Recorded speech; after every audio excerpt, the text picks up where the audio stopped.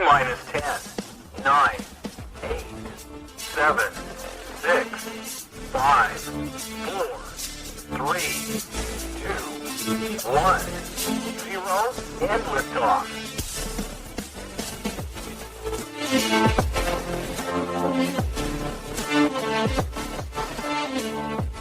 All right, gents, we got a lot to cover. We have more to cover than we're going to have time to get through it. So one of the things I want to just jump in on, I know a bunch of you just had your fantasy drafts.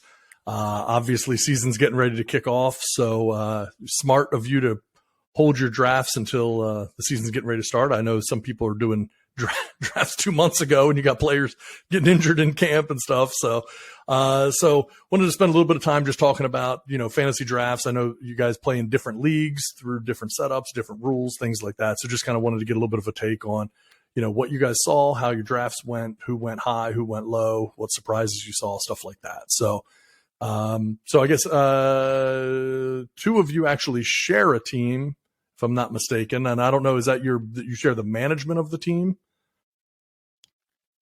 We pretty much just share the whole team. It's, we bought in and, it's a 50-50 stake. Nice. Okay, good. Yeah. Nice. Bought in with our heart and soul. Nice. Yeah. Yeah, absolutely. So what did you see? How do you feel like your draft went? Well, we had a weird setup, and so we're not the league managers for this one, but they decided to switch some things. We should be. They decided to switch some things up on the scoring and also the roster. So now there's an offense. I've never done this, and some of you out there may have, but there's an offensive position now where we could actually positive nobody has done this. I don't even know why it's an option when it comes to fantasy. You guys know this. You know about me. I want fantasy to reflect reality. You're a purist. You're in a very bizarre league that is not a reflection of actual football, other than the fact that you pick NFL players for it. I mean, yeah. So you can actually start 2 quarterbacks in our league now with this current setup, which is, and so to offset just stupid amount of points, and they then, I guess, in fairness, they decrease the touchdown points for the quarterback and then increase the number of yards per point. So 25 yards to point. So we just don't like it.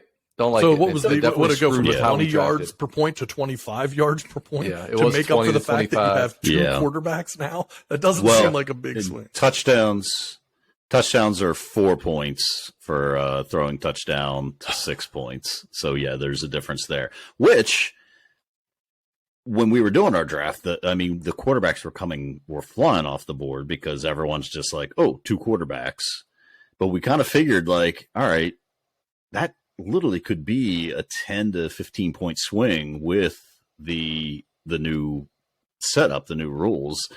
Man, it was a mess. Like, it's like one of those things that we didn't even want to put that much time into because I have no idea what it even look like. Now, you don't have to start a quarterback. You can start 2 quarterbacks, or you could have no quarterback whatsoever on your football team. You have to start your quarterback, but your offensive player can be anything on the offensive side. Would a fullback be able to fit a position there? So why not? Offensive player. It'd be a good, it's just so open and so good vague. choice. Like it's just fill the spot. 2 kickers. Yeah. 2 kickers, I don't know. Right? Yeah. 2 kickers, maybe. I don't know if we'll have time for that. Wow. Well, so interesting. So what did you see in terms of like who anyone go higher than you thought, lower than you thought? What were you seeing in terms of? Oh man. Yeah.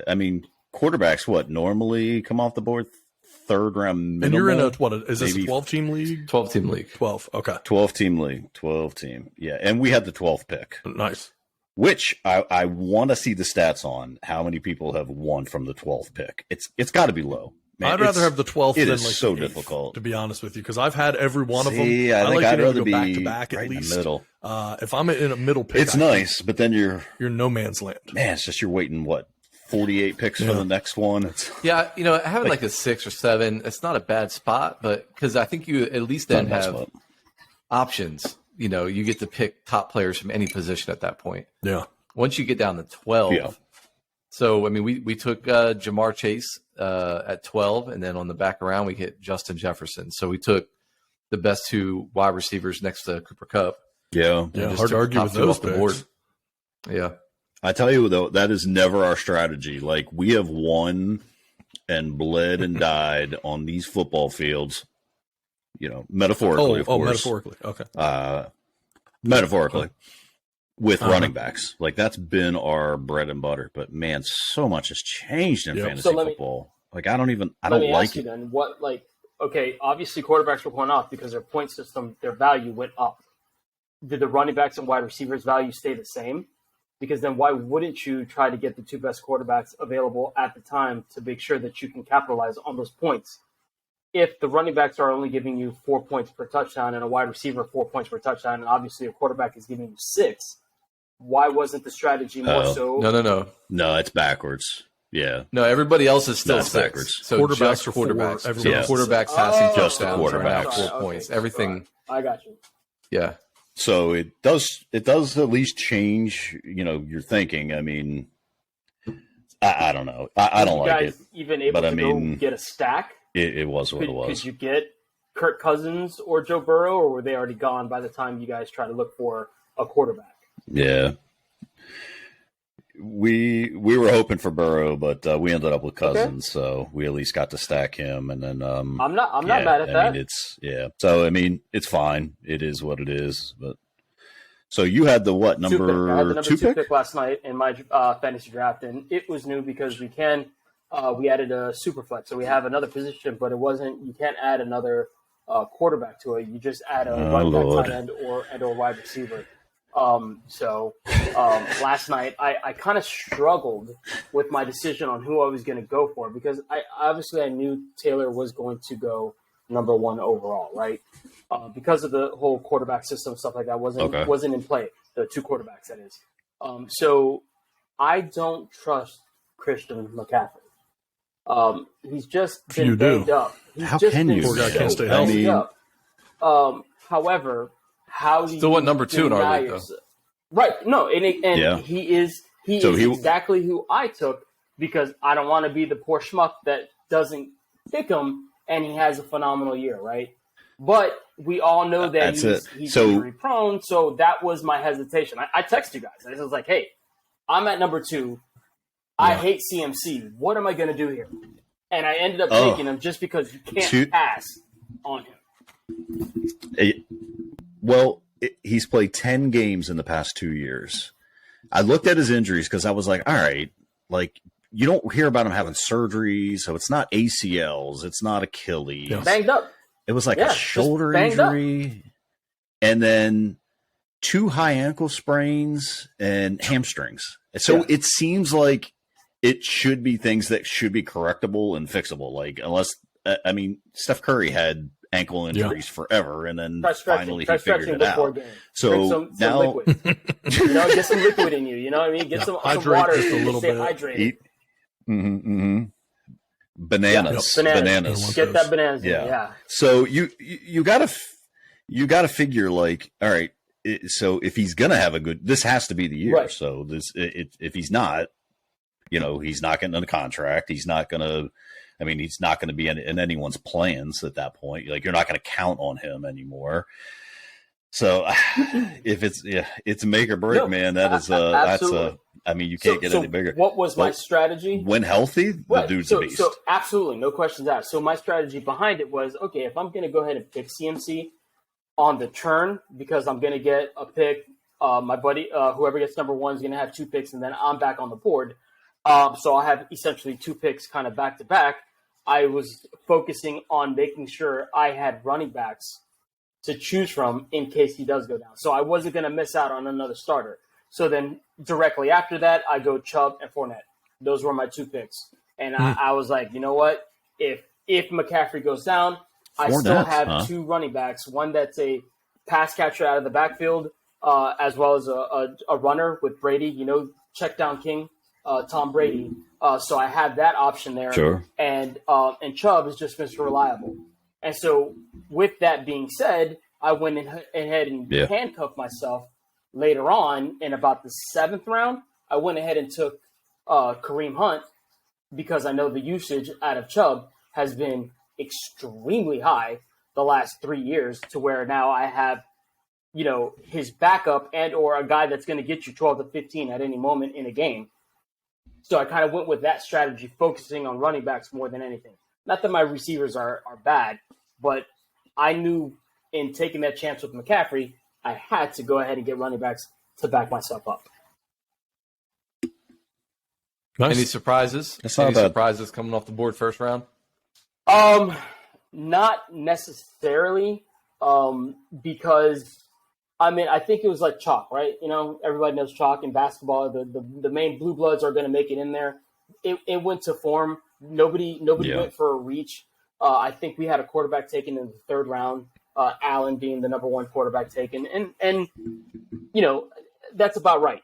Allen's going to get you points. Their offense is set to just be prime. So, nothing that happened surprised anyone. So that was kind of good. So you kind of have an idea of that. The people that you're playing with kind of know what they're doing. That's kind of nice. Nobody's making reach. So you don't have to worry about nice, if you make a trade proposal, whether somebody's going to be, completely off the Richter, with what they want in return. You're looking for a 1A running back and they want to give you a 3B wide receiver. You're like, no, that's not how it works. Let's make this trade fair and better. So hopefully I don't have to worry about that in this particular league. Nice. Well, that leads us to the big thing. We know the NFL season getting ready to start, right? So this is the off season feels like it's longer and longer each year because everyone's so interested in watching the games. But the NFL's gotten so big now that they really are able to keep dropping breadcrumbs all throughout from the draft to training camp to, they just stay on people's minds, the entire season. So I want to talk a little bit about kind of, what we're seeing for this upcoming season. We got a couple storylines that we know are going to be big ones, right? Number one, probably right now that everyone's asking about is Lamar Jackson's contract. Will the Ravens get him signed? Will they not? A lot of people might see I'm wearing a Baltimore hat right now. I'm actually representing the Orioles. We're mainly going to talk about NFL stuff tonight. Not going to really talk about too much Major League Baseball, but got a great wild card chase happening right now in the American League, and I'm certainly supporting the Orioles. So you'll see that. But talking about the NFL side of it, obviously the league's constantly changing. We got some teams that are traditionally not great that I think we'll probably see on the upswing this year. So, what are you guys seeing? Who are you thinking going? Let's start with, I guess, maybe the Lamar contract. Talk a little bit about that. And then we've got the Russell Wilson contract as well and how that could obviously influence the Lamar situation. Everyone's kind of clamoring for Lamar. I think there's every possibility that Lamar is just going to play this year. Try to get back, get right, have a full year, and then, go from there. I think he'd like to sign, but I think the Ravens are going to have to throw something crazy at him to get him to sign right now. And I think it could be, I think he'd sign at $250 million. I think he'd probably sign at $220 to $30 million, most, if not all of that guaranteed. But unfortunately, we know what the Browns did with this Deshaun Watson thing is just a complete joke and how it's affected everything else. So we've seen the Russell Wilson contract and what that's doing and trying to kind of regulate the market back down. What do you guys think about Lamar? What do you think about the chances of not only the Ravens signing, but what do you think he's worth? What would you pay him? Man, that's a tough one. And let's preface this by saying that you and Mr. T-Rock over here are Ravens fans, right, and I am a Steelers fan.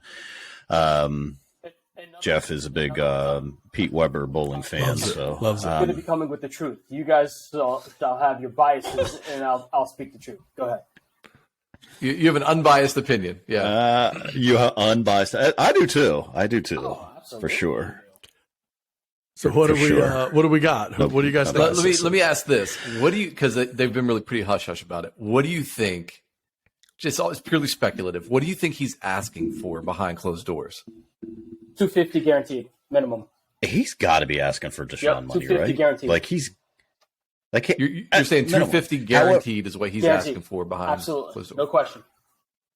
Well, you saw the thing, I guess, where he he responded to someone on Twitter, and someone had posted something, and some other guy would be like, "Well, they already offered him $250," and he chimed in like, "No, they didn't." Like, so I'm assuming. I mean, it's got to start with a 2, right? I mean, just what they have to offer him, but man, that's see tough. One thing. So I was just gonna say. So I pulled some stats, and these are going to surprise. These surprised me. So I said the whole time, like, you would never take Deshaun Watson over Lamar Jackson. I didn't think there was ever a scenario where most people would take him.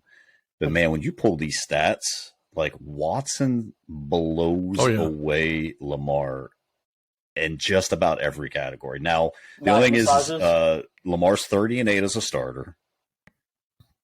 And 30.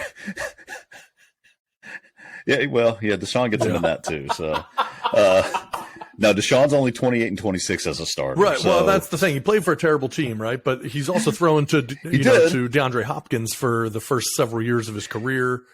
There's some things there that help to balance that out, and a team that had to throw all the time to try to stay into games. Yeah. 4 seasons of play right now for Watson. 14,539 yards, 104 touchdowns, 36 picks, like 1,700 rushing yards and 17 touchdowns.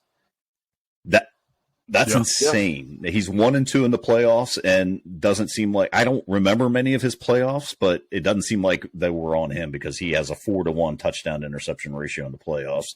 Where Lamar's 30-8 as a starter, he's thrown for almost 9,000 yards, 84 touchdowns, 31 picks. He only played 12 games last year? I want to say something like about that.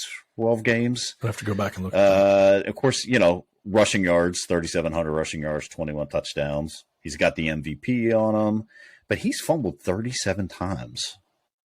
And only 13 have been lost, but I was like, dang, that is a lot. 1-3 in the playoffs, 3 touchdowns, 5 picks. So, man, Deshaun put up some pretty darn good numbers. Now, I still think I would take Lamar over Deshaun, but, man, that's hard. So, it's hard to say, like, is Lamar worth Deshaun money now? Like, after looking at that, I'm like, man, I mean, Deshaun has also thrown the ball, 400 times more than Lamar. So, and one thing which led to 300 plus more completions. So that's going to account for your passing yard differential. You look at like completion percentage, Deshaun still has them, but it's only, by 3%, 67 to 64. And one thing I think we can't lose sight of too is that, the idea of Deshaun money, Deshaun wasn't worth Deshaun money, right? Like he only got paid that money because he refused to go to the Browns. See, they made it very clear, like they wanted him. He said, absolutely not. There's no chance I'm going to play there. And then they made him such a ridiculous contract offer that he, of course, had to take it because who's not going to take that type of money? But that totally reset the market. They didn't pay him that because he was just so much better than every other quarterback. They paid him that because it was the only chance they had to even do anything with the team that they've been able to build, because they thought Baker was going to turn into something that he just never turned into. And so now they were kind of at the end of the rope on what they've been able to build. They got a small window of time. So I feel like there's kind of like there are some things that have to be taken into consideration there on that Deshaun contract, where it's kind of like, yeah, just because some team was desperate enough to do a foolish deal, that doesn't mean that every single quarterback after that is entitled to that same foolish deal. And that's why Russell Wilson didn't get that. Before the Browns jumped back in, where was Deshaun going? He was going to New Orleans. Was it New Orleans? New Orleans was definitely one of the top 2 or 3 teams. I'm trying to think of those. I thought it was the Falcons. That's right. You're right. Why do I feel like it was the Falcons? I think Falcons? the Falcons had the edge. Yeah, and he's, I believe, from Atlanta originally. So a lot of people did think that he might end up going there.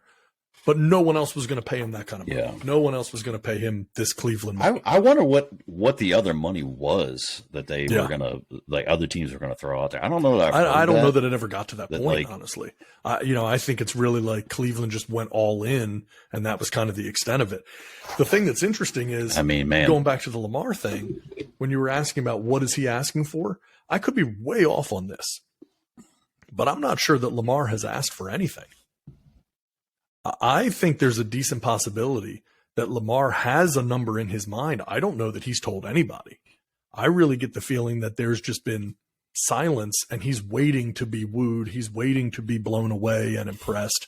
And that's been part of the frustration, because there were comments in the spring, at least from the team, that really were just kind of like, yeah, he's not telling us anything. Like we're trying to make some inroads and we're just not getting any feedback from Lamar on what he's looking for. And again, we all know, I'm not going to like beat a dead horse here. We hear it all the time about the fact that he doesn't have an agent. And that's, we know that. That's one of the great things about having an agent, is you have somebody to kind of start those conversations somewhere. Lamar's having to do that on his own. And leak stuff. Yeah, exactly. Yeah.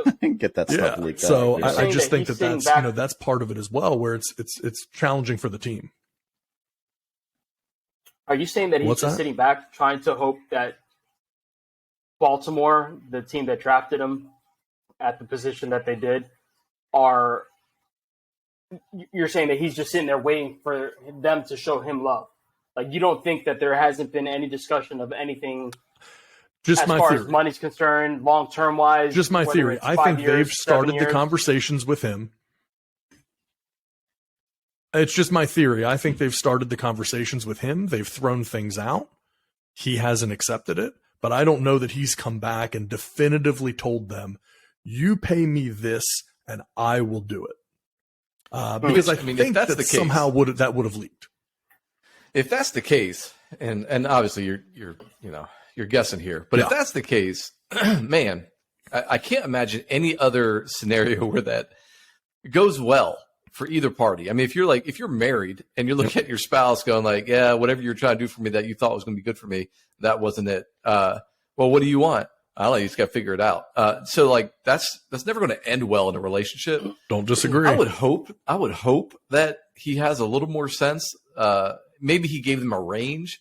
Like, I'm looking at this point to this point, like somewhere here in between. And they're, of course he's thinking higher end. So they're hitting somewhere in the middle, hoping that he takes it. And look, yeah, it's very possible. And I think that's what makes it challenging, right? Is that like players, this is not their strong suit, right? Like handling these types of negotiations, particularly when you only get one or two of them ever in your entire career, like it's just not, it's not their strength. And so, I'm sure he's getting advice from people, even if he doesn't actually have an agent. I'm sure he's getting, some sort of advisement. Yeah. Well, mom. And you know what? Honestly, I mean, there's always that side of it, right? Which is, it's easy to get information and advisement from people when it's not their money and their health on the line, to say, hey man, just wait, because you could make 20 million, 30 million, 40 million, 50 million more next season, right? Because we know this thing's just going to continue. Because the one thing that we haven't taken into consideration in the springtime, Joe Burrow and Justin Herbert both become eligible for extensions. Clearly, they're both going to be getting some type of an extension, and it's got to be massive. Doesn't mean that it's going to be long-term right at that time, but they're both eligible at that point. And so that eligibility, that could reset the market again. So you do have that aspect of it for Lamar of like, man, I don't know. If I wait one more year, I'm making that much more money. And the big thing too is when you start looking at, for the franchise tag, if the team ends up franchising him next year and he's making the average of the top players in that position, these guys like a Russell Wilson, who I believe the first year of his contract's like $45 million or something. So that average of the top, I believe it's the top 10 at the position that they take, that average is going to really jump next year. So it's going to be interesting. I personally don't think it gets done before games start this year. I do think there's some built-in urgency after the season, before next season, when it goes into the franchise tag. But again, we've seen it work well with Kirk Cousins. He's betting on himself. No, it worked well for him. Betting on himself. Yeah, worked well for him. It didn't work well. Yeah. I mean, here's the thing. Is Baltimore really willing to play Russian roulette? Because that's essentially, your guys are playing the biggest game of Russian roulette with the quarterback. I think we can all agree on who's top 10. So there's going to be 22 other teams in the league that are going to want to take a huge, I wouldn't even say risk, on going after him if they have the ability to go get him. And they will give him the money. Dude, I'm here in South Florida. The text, the tweets that I see here's from the thing. people when he posted that little picture of him in a Miami uniform, and people like, yeah, we got Tua Tagovailoa, however you say his name, and you sit there and you look at him versus Lamar Jackson, and if you have the choice of being able to go after one or the other, that sounded right. Yeah, no, pronunciation. I don't know if I got the A over the U. I'm not sure. But I'm saying, well, look, I mean, I think it's interesting, right? It's pretty close. Yeah, it gets tricky because, there's also the need to field a competitive team.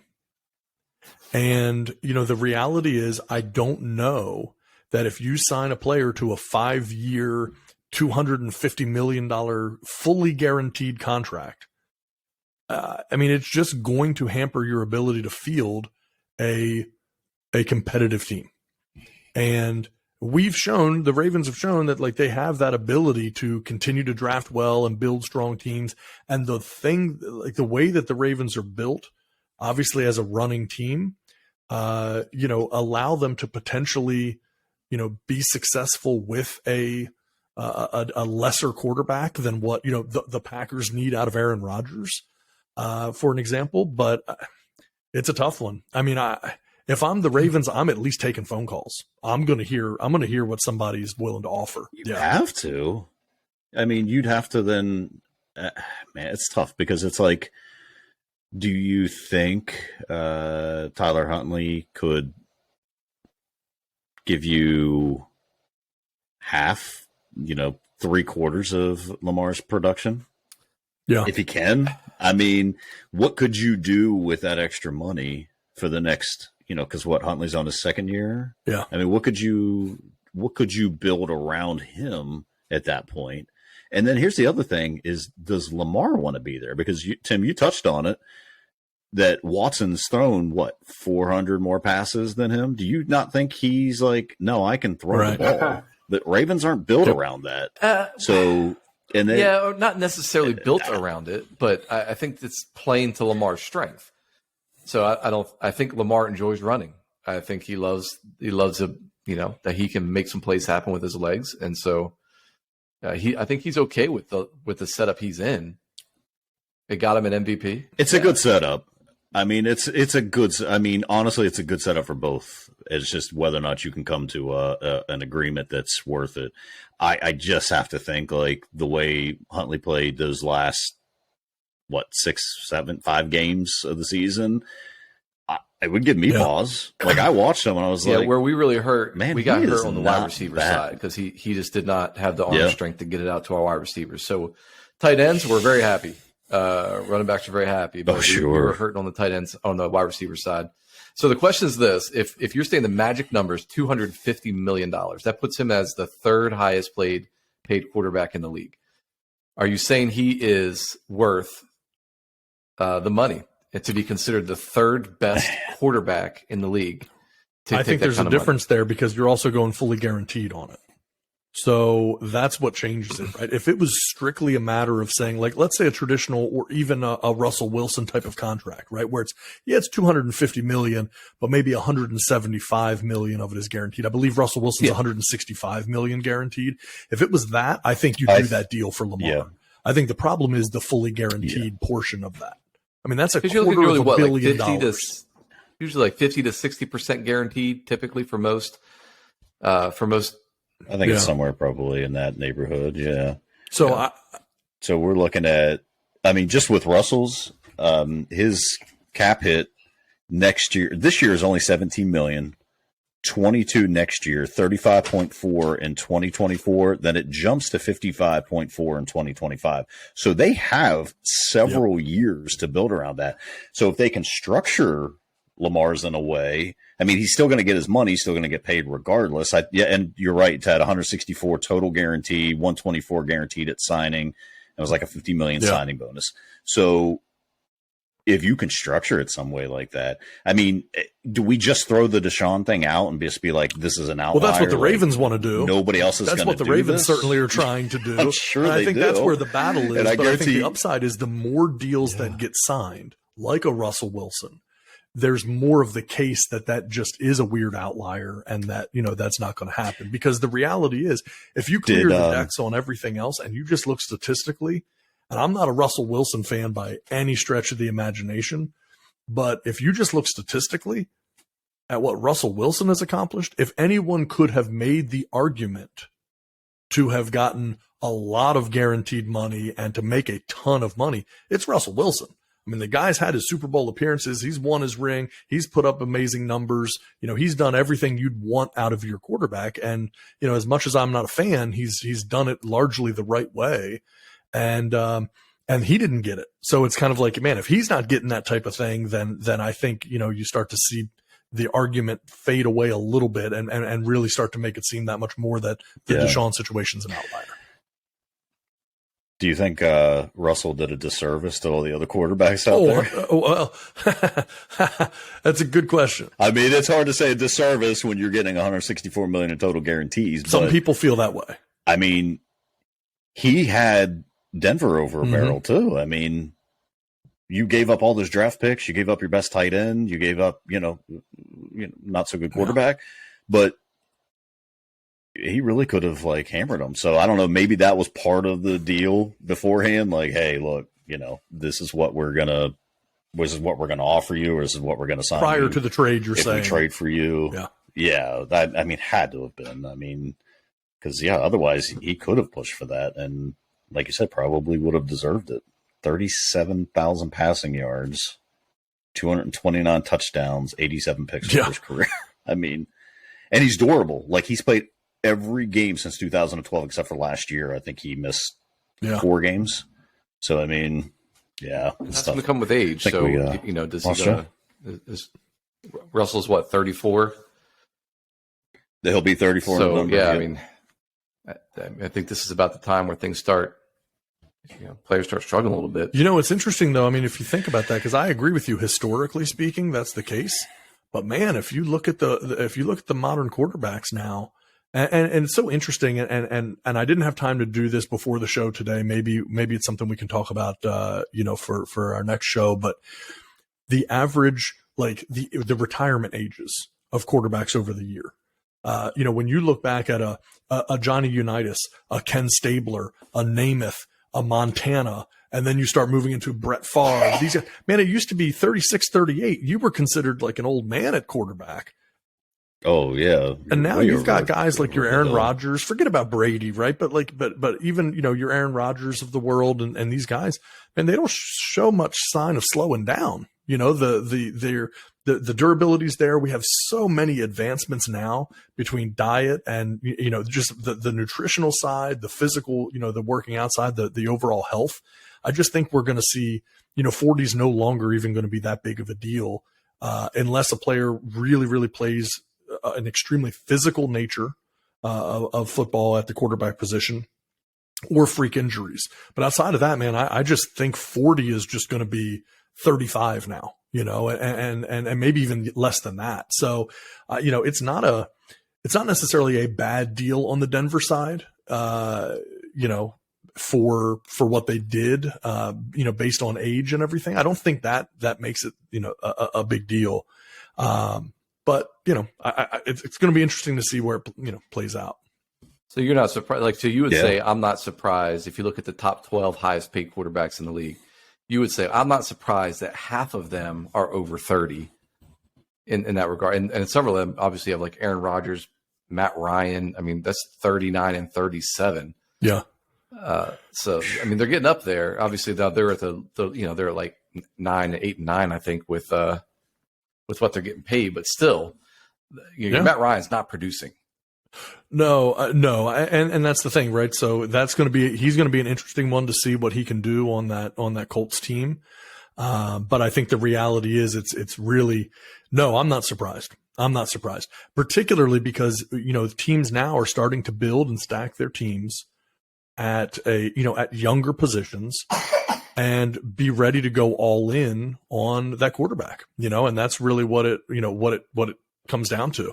So, you're going to have some like the Patrick Mahomes of the world where the Chiefs are going to sign him to a 10-year deal and just never have to worry about it again.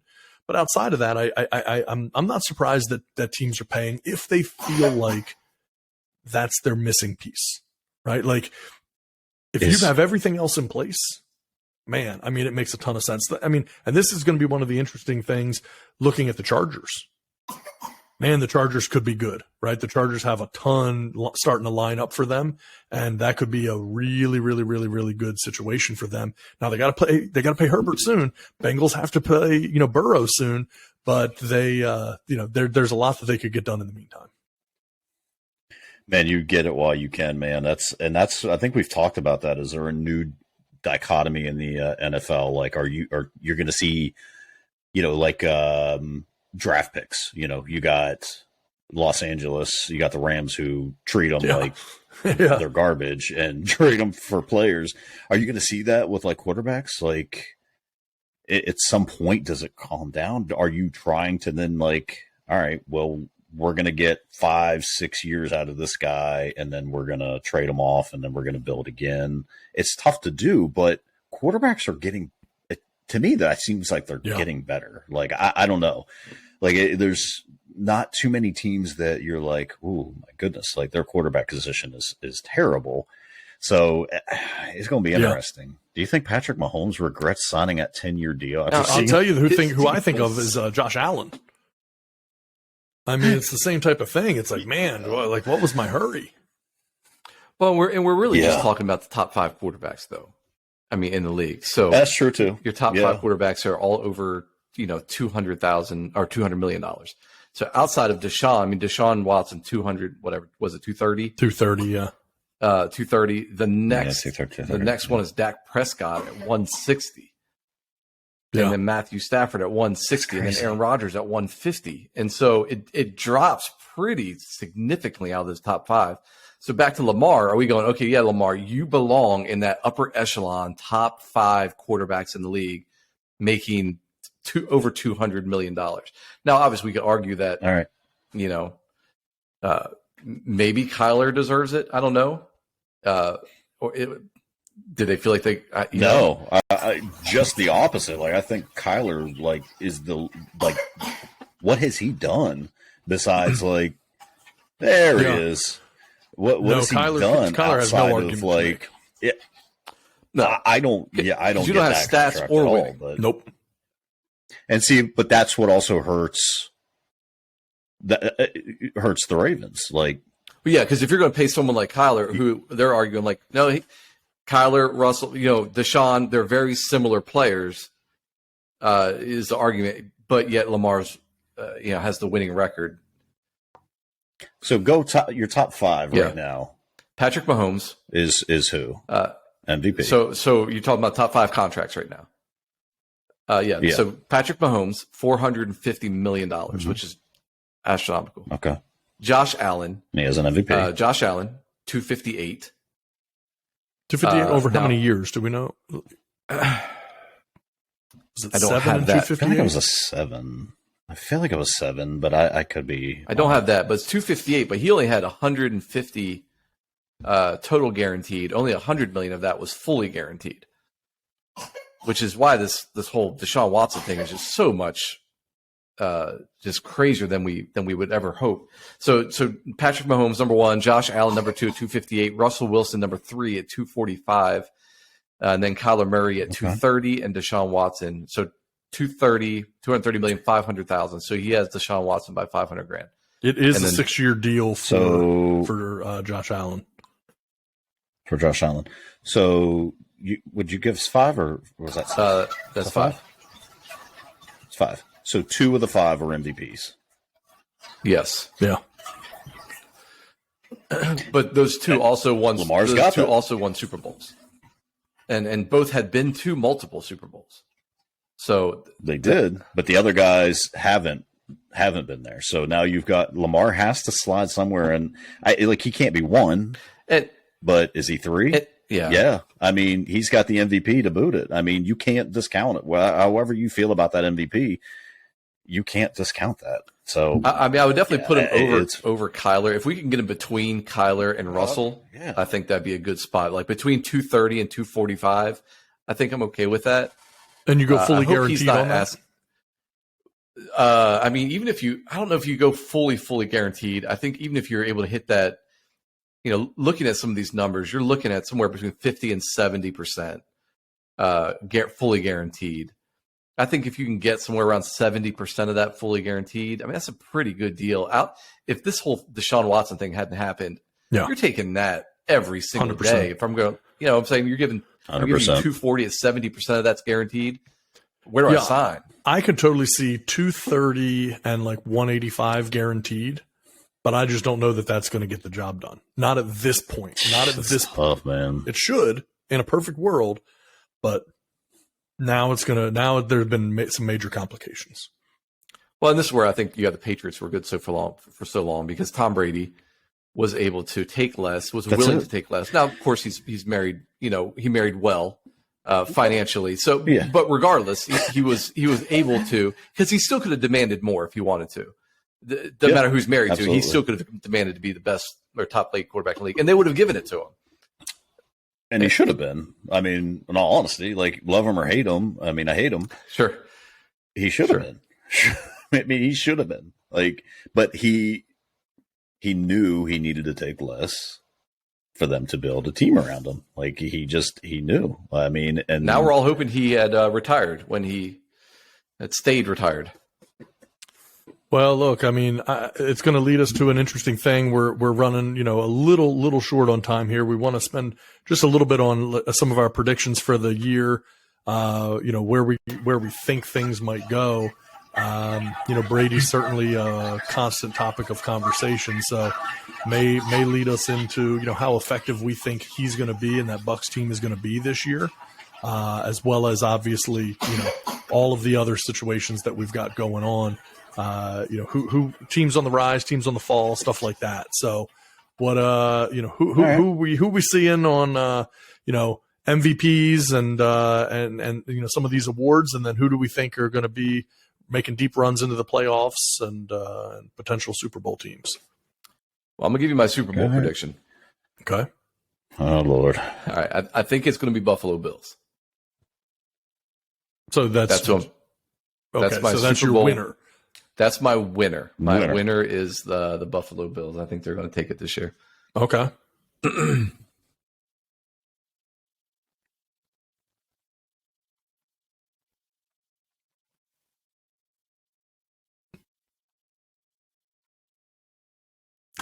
Having a lot of problems with Jeff's mic tonight. So we know he's having issues on the mic side. So we can we can potentially keep rolling with where we are on that. Yeah. Definitely. I want to hear where he said 3-team race. Yeah, seemed like that. I'm assuming he's saying 3 teams in the AFC. But not sure. That will remain a mystery, I think. What do we got? So Tim, you got Bills. Who are they playing in the Super Bowl? I'm gonna send the Rams back. Mm-hmm. Not a bad pick. Okay. Not a bad pick. Okay. No, I feel like Rams. I feel like they've gotten better, to be honest. Yep. I mean, they're getting back Cam Akers. They lost Odell, but then they picked up Allen Robinson. They lost Robert Woods, but I mean, I think overall, I feel like they've gotten better. So I mean, which is tough to do. It was almost like Tampa Bay last year when they bring back all 22 starters. Like it's just stuff that doesn't happen. And they're well coached, man. God, love them or hate them. I hate them. McVay, man, he can coach. You gotta like what they can. Just gets them in the right spot. This is funny because it's something that we talked about earlier today, and maybe we can go down this path just for a brief moment. We're talking prior to the show of the culture around winning teams and the importance of that. And it's so interesting because we know full well that these teams that we're looking at, we're only seeing good, strong teams, right? Like teams that have good culture, teams that are really solid players, teams that, that are well run. And I'm looking now, and I know I had it somewhere here when we were talking about it earlier today, and I believe it's right here. the Morgan Moses, who signed with the Ravens in the offseason, with a very interesting quote. He said, it wasn't until my first OTA practice with the Ravens that I felt like, dang, I got an opportunity to win a Super Bowl. My first practice, we covered every base that normally teams just don't cover. So I left practice saying, this is what championship practice feels like, right? And so that's an interesting thing, something we were talking a lot about as far as, like, who are the teams, right? Okay, Ravens are one of those teams. We know kind of the usual suspects, right, about the best run, strongest organizations, Ravens, Steelers, the teams that you really think of at the top of the heap. But one that I threw out in our conversation was the Rams. I really feel like they've kind of ascended into that role where you have just a lot of unison among the coaching staff and the front office and the players and, and of course, obviously the market that they play in and one of, if not the most beautiful stadium in the NFL. So, it just feels like everything is lined up incredibly well for them. And they feel like another one of those quality teams. So believe me, seeing the Rams go back to the Super Bowl, that will not be a surprise. Not going to be an easy road for them, but definitely not a surprise. No, it doesn't happen often. And, so I can see it. I mean, really, aside from I don't know that I've given this. Aside from your Jeff Fisher years, I mean, they were consistently. Well, even in the Jeff Fisher years, they were 500. I mean, Jeff Fisher, that's all he knows how to be is 500, but they were at least 500, Well, but, not even. I mean, they had losing records every year under Jeff Fisher. The 7-9s and things like that. 7-8, 7-9, 6-10, 7-9. Yeah. And 4-9 when he got fired. So, I mean, aside from those years, though, they had always been a competitive team. It felt like going all the way back to Warner. Yeah, I was gonna say went from Warner. Then once Marks left, and it didn't work out. So, I'm gonna go. Man, this is tough. Like you wonder if anyone can come out of the AFC West, or if they're just gonna beat the living mess out of each other. Like the AFC West reminds me of the AFC North. A few years ago, but we're just beating the mess out of each other. I mean, if one of those teams can survive, they're going to have a good shot. I mean, they're going to be battle tested for sure. I'm going to be curious to see what Denver does, to be honest. Las Vegas is my pick though, man, like to get out of the West. New team, new owner, they got new coach, new GM. They bring in Devontae. I mean, it seems like they're buying in, man. That defense is stout. So they're going to be my pick to at least come out of the West. You've got to go, I'm going to go chalk and say Buffalo, but man, something tells me it's just going to be a surprise team this year out of the AFC. And as far as the NFC, I mean, San Francisco, I mean, that's going to be all on Trey Lance at that point.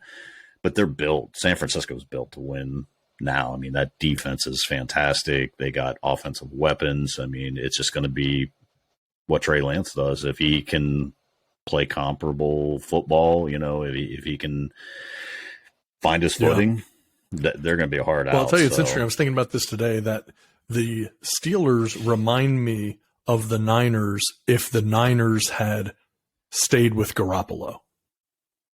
Like the Steelers and Trubisky, Niners and Garoppolo, really, well-run teams, well-coached teams, everything going for you, and a quarterback who isn't breaking the bank, probably not going to break the record books either, but a solid contributor, solid player. Now, again, the Niners went the Trey Lance route, and there's no doubt about the fact that the Steelers are certainly planning to go the Kenny Pickett route as quickly as possible.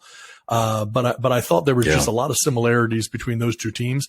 They just diverged on that, but again, Lance has had a year in the system already, a little bit different than Pickett. So this time next year, I think everyone's kind of anticipating Pickett would have taken over the reins if it doesn't happen at some point this year. So Bleacher Report posted an article before we came on, and the NFL execs named Pickett as the offensive rookie of the year. And he's not even starting. So, I mean, that's got to tell you what they think about him. First, I was like, Pickens? Like George Pickens? Like, maybe? No, Pickett for offensive rookie of the year. So, my offensive rookie of the year, I think, is going to probably be Chris Olave for the Saints, the wide receiver. I mean, Jameis can throw the deep ball. Chris Olave is great at running the deep ball. You're going to have Alvin Kamara to deal with. Michael Thomas, provided he's healthy, and then 6-yard per reception Jarvis Landry to deal with. So, I mean, it's going to open up a lot for him. I don't know. Did you think about offensive rookie of the year? I love Olave, and it's really an interesting thing because I'm not a big college football guy, but man, I felt like the lead up to the draft. I'm watching and studying, learning the players that I don't already know, watching some film. And man, I felt like Olave really jumped off the page in terms of how smooth the route running is. I mean, this is a guy who is at a dead sprint and you have level shoulders that aren't even moving. He's just gliding down the field. Looks like he's running slower than he is. He's just gliding past DBs. And I mean, there's no doubt. Jameis is going to be in a great situation. If he can't make this work, it's just not going to work. I mean, that's the bottom line. It's not going to work. But he's going to be there. No better scenario than that you could possibly have. Where Jameis is going to be. They set Jameis up. They set Jameis up good. The Saints are going to be an interesting team this year. I mean, there's a lot of people, and I was kind of surprised, but there's a lot of people picking them to come out of their division. Like I was a little shocked when I saw it, but I mean, I was like, man, they again, good defense, great offensive weapons, new coach. And Jameis was having a phenomenal year before he got injured. I mean, and I've seen some comparisons, his stats with Peyton Manning's stats at his time at this point of his career. They're eerily similar. Now, do I think Jameis Winston is going to go on to have a Peyton Manning career? No, but if he can pull it together, one of my bold predictions was he would get a vote for MVP. He wouldn't win it, but he would get a vote for MVP. So we'll see. Defensive rookie of the year. I mean, to me, that's probably Aiden Hutchinson. Dude looks like a monster. I know you've been watching Hard Knocks. I've been watching it as well. I know Hard Knocks doesn't have the same heat on it that it used to, the same, sort of cultural impact and awareness. Still an enjoyable show, man. They know how to make a compelling show. Oh, yeah. It's really good. And Hutchinson is a guy who, again, we're only seeing what they want us to see. But, man, he is looking good, explosive, just has a motor on him. He's looking good. And you got to think he's got to have a chip. Like, even what did he get two? I mean, and he wanted to go to Detroit, but you got to think, like, man, Jacksonville drafted Trayvon Walker over me. Like, that's got to have some sort of chip. But I tell you, the guy that could be sneaky is his teammate, Malcolm Rodriguez. I'm telling you, I wouldn't have known him, but boy, you see him on that show, and this guy is just like, he's making plays everywhere. Yeah. He's making plays in practice, and then you just watch him in the game, and you're like, this dude knows what he just knows what he's doing. Like, the moment doesn't seem too big for him. And again, it's preseason, but man, you're a rookie. He was the 188th pick, and you're out there, and you're playing with the ones. Like, you have no business being there. Like, they thought they were getting like a special teamer, and man, this dude just knows how to play football. I mean, he's smaller. A little undersized. I mean, for a linebacker, he's like 5'11", I think. He's still about 230, which isn't too bad. But I mean, for a linebacker, 5'11", I looked it up because I was like, man, 5'11" seems not that short. But man, most linebackers are over 6 foot these days. Well, because they need to be able to defend the passing game as well. Got to be able to get those hands up. That's it. He's undersized, but man, the guy's having fun. It definitely doesn't seem too big for him. He's not overthinking it, and he throws his body around, man. Like, he gets in position to make plays. So, really enjoyable kid to watch for sure. Well, I think we're going backwards here, but that's all right. So we did defensive rookie, defensive player of the year.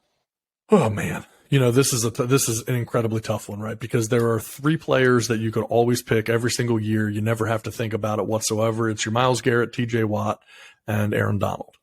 Yep. It would be hard for me to not pick one of those 3. See, I was going back and forth on this. Yeah, like I feel like Myles Garrett is probably primed, to get it.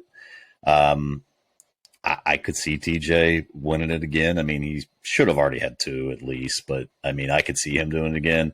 But the guy I think I settled on was Nick Bosa. So I think, if the Niners D is going to be as good as they think, it's got to. I mean, I think it's probably got to start with him. So if they're going to be that good, then I think he should be in the running for it. So that's mine. MVP. I know T-Rock had to jump off. His pick was Justin Herbert. I like that pick, man. I tell you, if you look at those Herbert stats to start his career, I mean, he's doing stuff that just has never, ever been done before. It's really impressive. The guy, I mean, and he does it very quietly. Like, again, it really does. You look at it and you go, okay, well, NFL people, of course, they know who, Justin Herbert is. But the reality is, it is, he hasn't broken through on a cultural level. Again, probably a little West Coast, issue there. But I mean, my goodness, what that guy's able to do. And somewhere I had put up, I may not have it in front of me now, but his stats. And I mean, he's done stuff over the first 2 years of his career that have never been done before. He could be an interesting guy. I honestly think the Chargers are going to surprise a lot of people.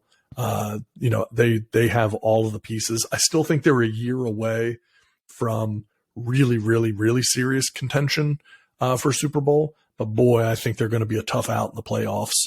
I think they're going to be a tough one. They just gotta get there first, man. Like, this is a team that's underperformed now for 6-7 years. I mean, honestly, like, this team should have been way better than what they are, and they just could not get over the hump. The coach Anthony Lynn, his name, Anthony Lynn. I was so high on that dude. I was like, man, he's got the right culture. Like, he seems like a good guy. And man, like, they just faltered at the end. Like, they would literally just blow it away. They always started 4-0, 5-0, and then not make the playoffs. Like, you've got to be trying at this point not to make the playoffs. When you start that, I'm sure the stats are like 80% make it, 90% make it. But so I mean, until I see them do it, I'm not gonna hold my breath on them. So are you gonna go with Herbert for MVP? For MVP, I mean, gosh, it's so tough because I'm sitting here, so much of it does tie into how the team performs, right? There's no getting around that. And I mean, believe me, even Lamar passed my mind because, you got to assume he's got something to prove. He's going to have a chip on his shoulder if he does not get that new deal. He could really be, shouldering a lot of the offense on that team. And so what he has the ability to do that's so unique is that, he's so explosive and he handles the ball in such a large percentage of the offense. So much of the offense runs through him that if he's able to stay healthy, it would be hard to bet against him for MVP. That having been said, I don't disagree. I will not be picking Lamar for MVP. And I went back and forth on this, quite a bit. I don't see Aaron Rodgers. I feel like though we're going to get a dark horse candidate, and Justin Herbert's a good one. But man, I tell you, it's not going to totally shock me if it's a Derek Carr. I know that sounds crazy. I'm not the biggest Derek Carr guy. But man, if you look at that team and you think about now that team and kind of overlay that against the Patriots formula for success that was also run by McDaniels, right? Instead of Gronkowski, you've got Darren Waller. Yeah.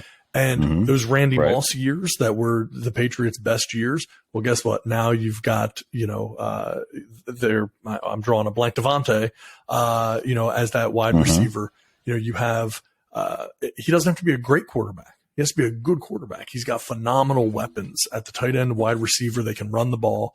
So you put in a Josh McDaniels again.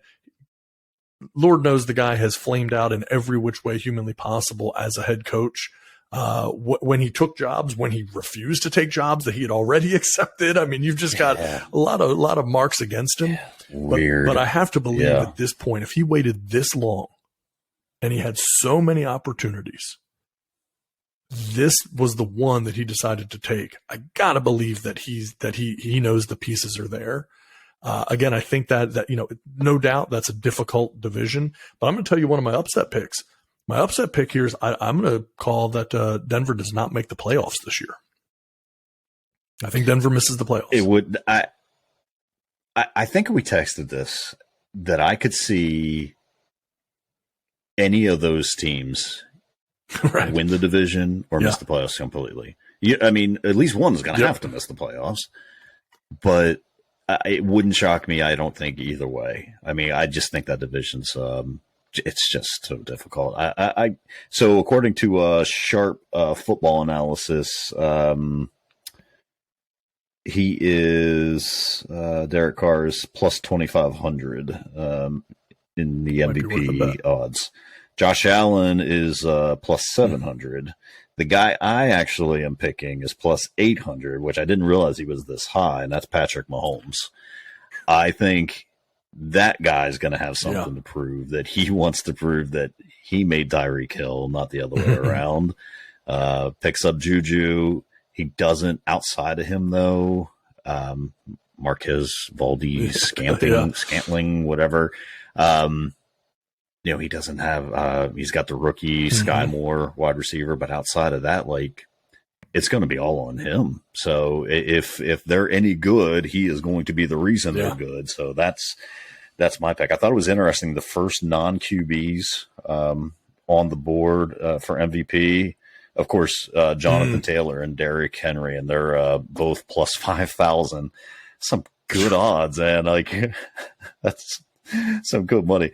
I mean, it's tough. I mean, it's just so tough to have anyone outside of a quarterback win the MVP it's hard to these imagine. days. So some people want to say a wide receiver. I mean, again, we talked about him for Offensive Player of the Year. I'm seeing Justin Jefferson, popping up. So I just find it hard to believe, but it's always possible. And I think, I could see Jefferson possibly if it's gonna be a receiver, only because I don't envision Kirk Cousins being that guy that gets those MVP votes over him. So and I think there's some biases to that. But here's a little here's a good one. Here's a good trivia one. Who was the last non-quarterback to win MVP? Last non-quarterback to win MVP. It's probably 2006. Okay, that's going to be very interesting. I'm going to say LaDainian Tomlinson. You're absolutely correct. And then the year before was Sean Alexander. So back-to-back running backs. How the league has changed. I mean, how the league has changed. Then it won Tom Brady, Peyton Manning, Tom Brady. Oh, I'm sorry. 2012, we had another running back win MVP. Yeah, he skipped me here. It's not an Arian Foster, is it? No. 2012. No. Boy, this is a tough one. It is a running back. It's not one if I say it, it won't be tough, but. Yeah, I'm not sure. Who you got? Adrian Peterson. Boy, what a monster he was. Yeah. Yeah. Jeez, man. Well, I've got an interesting stat for you, going back to something briefly that we were talking about a little earlier as it pertains to the Lamar Jackson contract. An exclusive franchise tag for Lamar Jackson in 2023 currently calculates to $45.4 million. This is what I was talking about earlier. Thanks in large part to Deshaun Watson's $55 million cap hit, right? So it drives the average up for everybody. Deshaun always messing stuff up. A tag in 2024 would then be $54.4 million. So in 2022, franchise tag for quarterback is $23 million. 23, it jumps up to 45.4. And then in 24, 54.4. So we're talking 3 years of the tag would be $122.8 million. Now, in comparison, Russell Wilson just locked in $124 million over that same 3-year span. So Russell Wilson's contract is essentially the same as franchising him for the next 3 years. So you'd be looking at a 28-year-old Lamar Jackson when he hits true free agency. So that could be very interesting. And I'll tell you, I was looking. Do you think he's thinking of that? He'd be crazy not to. Honestly, he's got to look at every option. I mean, that's what Kirk Cousins did, and it worked out so well for him. I mean, but you just always have that risk of like that one big hit. But for quarterback, does that one big hit happen? I mean, I guess Joe Theismann would argue with you that it does, but honestly, not most of the time. RG3, obviously, Robert Griffin, would have had that, but in general, I feel like people have such a fear with Lamar. He got injured playing in the pocket last year, not from running in the pocket. Brady blew out his knee. Was it 2015, maybe something like that? The ACL. That was, and again, that's in the pocket. Maybe Lord knows Brady's not running. Peyton Manning, his career's cut short because of the neck injury. Like these, pocket passers don't have any sort of great history of never getting injured either. So I just don't see that being a big issue. It's just hard to see, that this ends my career type of injury. I mean, because those are pretty freak. Like I say, you're looking at Theismann. I mean, who not a lot of those. Not a lot of those. No. I mean, it happens probably at other positions, but at quarterback, no. So I mean, maybe he's right to bet on himself. I mean, I guess you're betting on yourself, and if you start stinking it up, then there's an issue. But I mean, what quarterback is going to think that? Especially. Well, I think if he's betting on himself, he still always has the opportunity to sign later. There's not going to be a time where the Ravens are just going to refuse to talk with him about signing. So ultimately, if he plays this year and he still wants to play next year without a long-term deal, the Ravens are going to let him play. Like, okay, no big deal. And then if he wanted to sign a long-term deal after that, he could. So, I mean, we know television money's continuing to flow in. The cap is going to continue to go up. The only thing that I wish, and this is not specifically about Lamar, but just in general, I think players lose sight sometimes of the fact that, the goodwill of the fans can turn against you pretty quickly when they feel like you're trying to take advantage of the team. And I don't think Lamar's doing that yet, but I do think that, there is that thing of like, you want to know that the player wants to see the team win. And fans are savvy enough now to realize that if a player's taking every penny, and I'm not knocking players that do this, I want to be super clear about that. You're getting paid to do your job. Yeah. That should be your number one goal. For most guys, it is. But the reality is that, hey, look, if you want that team to win, if you really want to do, and Lamar's always been a guy talking about Super Bowls, talking about wanting to make sure he's bringing championships to Baltimore. If you want that, you got to maybe not take every single thing that you can possibly get for yourself as well. Not saying be dramatically underpaid by any stretch of the imagination, but find a middle ground there. And unfortunately, guys nowadays, it's so ego-driven, you just don't find that. Yeah. I mean, it's the Tom Brady situation again. Like, he only now started becoming like a highest paid player, and that's just because he could. Like, all right, you want me to come to a different team? Yeah. Here's what I need, and of course, a team that's built ready to win. Yeah. Okay, come on in. I mean, it's no problem. But outside of that, his time in New England, I mean, yeah, and they didn't ever surround him with any like mega talent outside of Randy Moss. And that was for a year or two, something like that. And then Moss and Gronkowski, I think, at the same time. But really, that was it as far as like that top tier wide receiver that could blow the doors off. Their offense wasn't built to really need that. But you saw what happened when they had it, and what an explosive and difference maker. Randy Moss was. That guy. Yeah. I still don't think we fully understood what Randy Moss could have been if he was more motivated. I mean, this is a guy who could literally put any move on anybody, catch the ball over anybody, do anything he wanted to on the field, and I think he knew it, and that kind of dragged him down a little bit. So. Yeah, I think so. It just, I mean, it just lends to just how amazing, out of this world Jerry Rice was.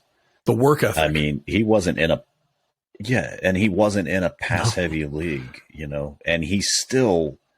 I mean, his records are still like untouchable because no receivers playing until and the rules now favor the receiver so much that it's almost like records don't even matter from different eras of playing, except somehow Jerry Rice's records do still matter no matter what era because they're still untouchable. The things that he was doing are just incredible.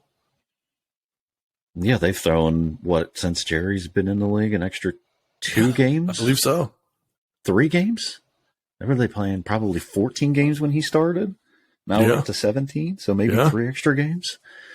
I have to look that up, but probably pretty close to it. I mean, if not, but it's insane. But, so pretty incredible stuff. So anything else we need to touch on before we wrap it up here? I think we've gotten most of our picks in on everything. Anything else we need to touch on? No, I think we're good. Did you have any bold predictions? Well, my number one bold prediction is Denver misses the playoffs.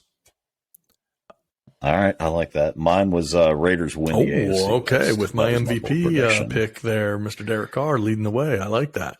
Yeah. Nice. Yep. I'll tell you a prediction I don't think is a bold one necessarily.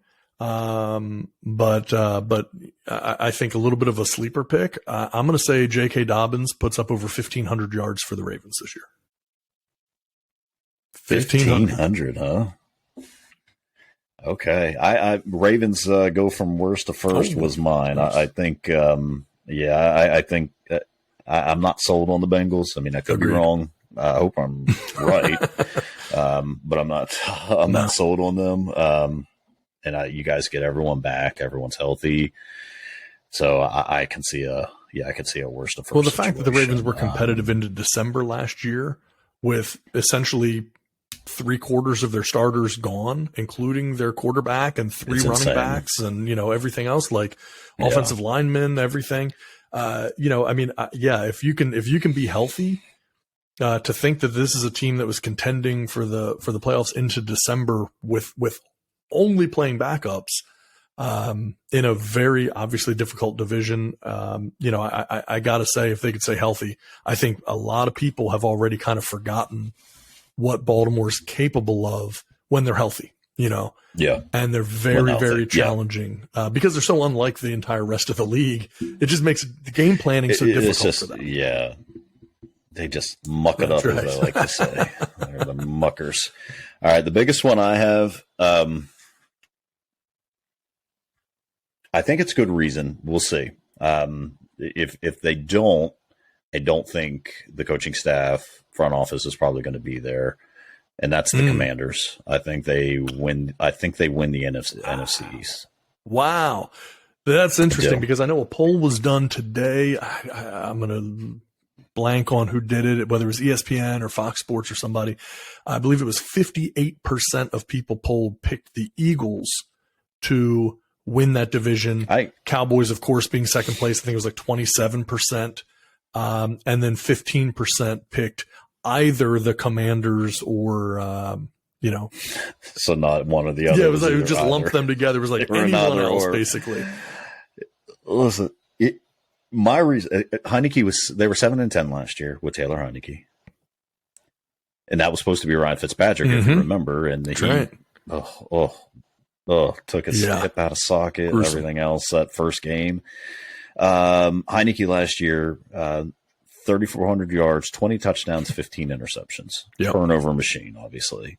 Carson Wentz, 3,500 yards, almost 3,600 yards, 27 touchdowns, and only 9 interceptions. I want to say he's had less than double-digit sacks. I want to say it's been 3 or 4 years of his career. So he doesn't turn the ball over. Is he vastly that much better than Taylor Heineke?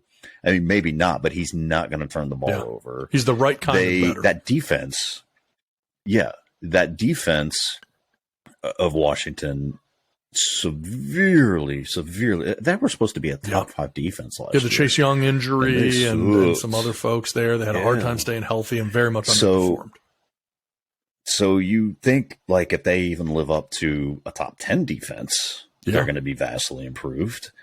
And then, you know, you still got Terry McLaurin, who just catches balls from whoever's throwing them to him. They just picked up Jahan Dotson in the draft. And then Curtis Samuels. That was their big pick. And I think he played one game, and that might have been like 8 snaps or something crazy like that, because he just was hurt. Like, he could not, I think it was a hamstring. He just could not get it fixed. So they're going to have him back now. So that's my, that's an interesting that's my bold one. Because I think there's so many questions in Philly around Jalen Hurts. I've never quite understood it. I don't have really a huge problem with Jalen Hurts. I feel like you can win with him. I feel like the guy gets a worse rap than I feel like he deserves. I'm not saying he's a rock star, but man, I feel like. No, that's exactly it. I so too. I'm always like, what does this guy do? Why did everyone hate him? Yeah. It's got to be frustrating for him. It's like, come on, guys, I'm doing my best over here. It's not like we have this amazing team or anything, and I'm doing everything I can get. I mean, I didn't know Jalen Reagor wasn't going to be anything at all. I mean, like, there's no way I could have known. That. And how amazing was that video on draft night with the Vikings front office, seeing him get picked over, I believe it was him, correct? Over Justin Jefferson. I mean, Justin Jefferson. Can you imagine having that pick back? Because here's the thing. If you have a Jalen Hurts throwing to a Justin Jefferson, something tells me the narrative around Jalen Hurts is a very different one than what it is. Exactly it. And then Vikings then went out and traded for him. we'll take him. They got both. Or like a 6th or something, whatever they gave up for him, you know? Yeah. It was, I think, conditional 6th or conditional 7th or something. It was not much. That was amazing. That was just like, all right, yeah, please, just get our mistake out of town. So, yeah, it's crazy. I think the Vikings could make a run too with new coaching staff. You know, you got that Zimmer weird negativity, and like his whole thing is just so strange as a head coach. Not a guy that seemed to really enjoy himself very much. No, wasn't he like going blind in one eye or something crazy like that? Like, man, that had to be tough, difficult to like try and coach and be going through like blindness. I mean, real life altering. You kind of need those eyeballs. Yeah, you kind of need those to be an effective coach. You need to be able to see what's going on the field. So yeah, that's a weird situation. I think a lot of people have picked them too to come out of the out of the North, but. It should be a fun football season, man. I'm looking forward to it. It's I'm not looking forward to winter or anything like that, but man, football season does make it certainly go a lot smoother. That's one nice thing, man. When the weather cools down, you start knowing, okay, this is it's getting to be the right time of year. Time to gear it up. Yeah, about to get my TV set up to get it out on the deck and spending some all my Sunday afternoons out there. That's it, man. And we're coming up on it. I mean, now we got Thursday night football, Rams, Bills to kick off the season. Man, that looks like it's going to be a good game. I'm very curious. Week 1, you never know what you're going to get, obviously, but man, that seems like an awfully nice matchup. I'm really curious to see how it plays out. It does. What's your prediction on that? Gosh, I like the Rams, man. I'm going to ride with the Rams for a while. I like the Bills, but the Bills feel a little bit like the Bengals to me, where it just feels like they have all the pieces. But there's just something that I just don't know if they're ready to take a step forward or if they're going to be taking a step backwards. That's it. They lost a season opener last year to Pittsburgh. So, I mean, then they, of course, went on to have a phenomenal season. They got over that loss pretty rapidly. Yeah. So, week 1 is the biggest crapshoot. Like, I don't know what it is. I guess just you've got everyone out there playing all at once now. Every snap, it's not like – so it's just, it takes, I mean, what is the old adage? Season doesn't really start till week 4 or something like that. I mean, because you're just trying to figure out who's going to do what and what, how they're going to do it. So I think I'd have to go back and look. I'd love to see what the records are for the hosting opening night team on Thursday, but I'm going to go with the Bills. I'm going to say the Bills get a late score or a late field goal. It's going to be a close game, 27-24, close game throughout. Not a lot of turnovers, just a good feeling out process. So I'll go with the Bills. Nice. If you went with the Rams. I'm not going to be shocked if either either one. I'd be shocked at a blowout. How about that? I'll be shocked if either team blows the other team out. That I can't see happening, but so that would shock me. But either team winning now, who knows? But I'll go with the Rams. Or no, I'm sorry, I'll go with the Bills. 27-24. Nice. All right, nice choice. All right, my friend. Well, we'll go ahead and wrap this thing up. We'll obviously be talking again here soon, and we'll review some of our week 1 picks and see how the season has started off. And we got a lot of exciting topics to be able to talk about. This show is going to, I think, unwind and evolve in a whole lot of different ways over time. Tonight ended up being basically all NFL and sports talk. It's not going to be that way every week. That's not going to be our thing. It is going to be probably a thing that we spend some time on because it is something that we have an interest in. But this is going to be a lot of non-sports related stuff as well. Really getting into, kind of giving some real world opinions on real world issues. We're going to be encouraging feedback from listeners, who need advice or have questions or issues on how to handle situations. We're gonna have a lot of fun with it, and it's something I'm really looking forward to continuing to move through. So tonight, I think we kind of played it safe a little bit. We didn't, go too far down the rabbit hole on anything other than the NFL. But I think as we move forward, we're gonna have a lot of fun, and I'm looking forward to going through this with you. And we'll have, of course, a rotating cast of characters that will join us. Hopefully, not with quite as much turnover as we had this evening, as there were some issues. Obviously, one of our buddies is down in South Florida. Some storms down there. We're knocking out power, and he's trying to jump in and reboot. He was having microphone issues. We're having some little hurdles to overcome there, but I do think we'll get some of that stuff cleaned up. And power outages and sick exactly. children. Yeah. So it's never easy to do. But yeah, man. So I think we'll have some fun. I think we'll get some things cleaned up and continue to evolve. But I think we're gonna really enjoy this, and hopefully people listening will get a lot out of it as well. And really looking forward to going through this with you. And we'll keep moving along here, having some fun, and look forward to catching up soon. All right. Talk to you soon. Later on. See ya. All right. See ya.